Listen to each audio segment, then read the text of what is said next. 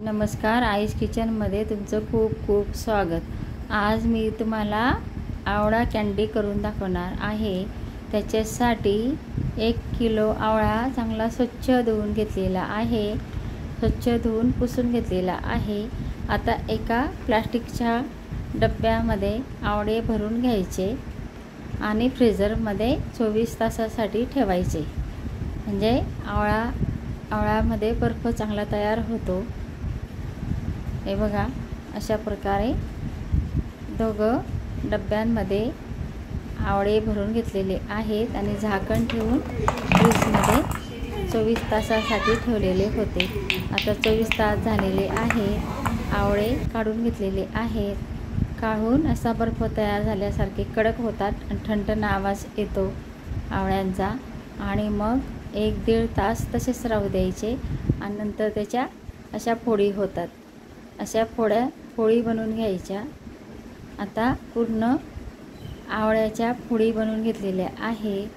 आता एका पातेलीमध्ये सर्व आवळ्याच्या फोडी काढून घ्यायच्या आणि त्याच्यामध्ये 1 किलो आवळ्याला 750 ग्रॅम साखर टाकायची आणि परत 24 तास झाकून ठेवायचं। हे बघा, अशा प्रकारे 750 ग्रॅम साखर टाकलेली आहे आणि साखर चांगली मिक्स करून घ्यायची आणि झाकण ठेवून 24 तास तसंच झाकून ठेवायचं। साखरेचं पूर्ण पाणी होऊन जातं आणि पूर्ण पाणी झालं की मग आवळे काढून घ्यायचे। हे बघा, अशा प्रकारे साखर मिक्स करून घ्यायची आणि झाकण ठेवून तसंच राहू द्यायचं एक रात्रभर, म्हणजे 24 तास तरी पूर्ण साखर इरगळेपर्यंत तसंच राहू द्यायचं। आता पूर्ण साखर विरघळलेली आहे। आता आपण आवळे एका चाळणीमध्ये काढून घेऊ। पूर्ण पाणी निथळून घ्यायचं। आता पूर्ण पाणी निथळलेलं आहे। आता ते आवळे एका परातीमध्ये काढून घ्यायचे। आता परातीमध्ये काढून घेऊ आणि उन्हामध्ये वाळवायला ठेवून देऊ। हे बघा, अशा प्रकारे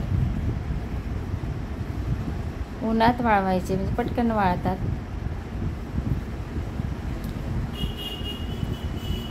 आता सर्व आवळे काढून घेतलेले आहेत आणि 1 किलोमध्ये भरपूर येतात। आता उन्हामध्ये वाळवून तयार झालेले आहे। 2 दिवस उन्हात वाळवायला ठेवायचे। अगदी पाण्याचा अंश राहत नाही इतके कडक सुकवायचे। नंतर त्याच्यामध्ये पिठी साखर टाकून घ्यायची आणि मिक्स करून घ्यायचे। हे आवळे वर्षभर टिकतात। अशा प्रकारे आवळा कँडी केली तर वर्षभर टिकते आणि आवळा खायला तो छान लागतो चवीला। करून बघा, पाचक असतो। त्याच्यासाठी जेवण झाल्यावर 1 आवळा कँडी खाल्ली तर अन्न पचायला सोपं जातं।